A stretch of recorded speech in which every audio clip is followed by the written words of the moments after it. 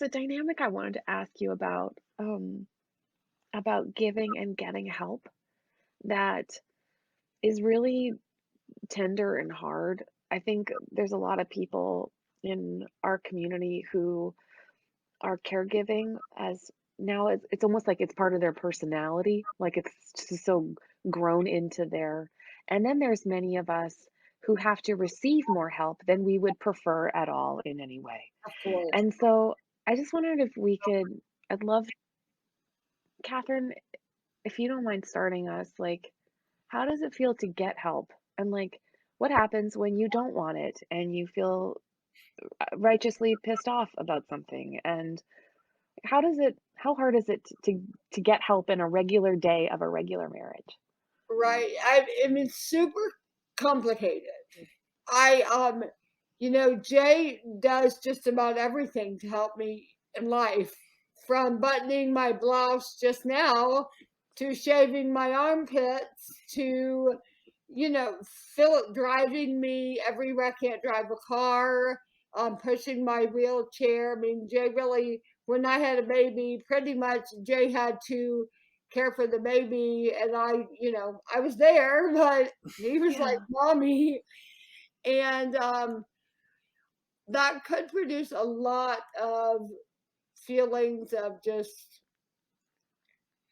I mean, sadness doesn't begin to cover it, just shame, honestly, Yeah. and unworthiness. And I think as early on as within the first year of the stroke, I think I did have a moment of asking God if this was some sort of, not asking God actually, asking myself, Yeah. have I believed a lie? Is God even real? And if he is real, has he made a mistake? And what is going on?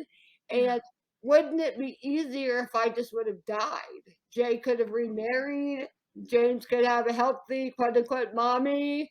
Like, I shouldn't be here. And I really feel like in those very, very dark moments, I was deeply encouraged in, I mean, truth, I've known from when I was a small child that Yeah. somehow if I was supposed to have died, I would have died. Yeah. God doesn't make mistakes. Like, that's not how he moves. And Jay, Jay could, there's no replacing me in Jay's life. And It's true. I think that's encouraged me ever since that, yeah, Yeah. Jay couldn't get a replacement. So even though he's having to take care of me, um, I'm worth it. Absolutely. Yes. Oh my gosh. That's that's a that is such a hard one, beautiful thing to say. Yeah, good. You are too, Kate. Well, I I did all that. I mean, when you're describing that, I remember having all of those really strong, like, backup plans where I was like, "Hey, she'll be great." You know, this new person is gonna be so much less work than all of this. And then, like, it was easy to kind of to sort of imagine a different future instead of have the kind of impossibility of this one. And so Yeah, for you to come back to like, but I am the lovely gift God gives, and so I'm gonna accept the reversal of now being helped Mhm. is a gorgeous thing to say. thank you.